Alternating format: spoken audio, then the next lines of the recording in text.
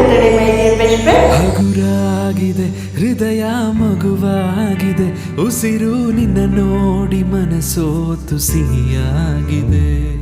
ಕಳುವಾಗಿದೆ ಅಳುವು ಕಳುವಾಗಿದೆ, ಯಾಕೋ ನಿನ್ನ ನೋಡಿ ಮಾತೆಲ್ಲ ಸ್ವರವಾಗಿದೆ.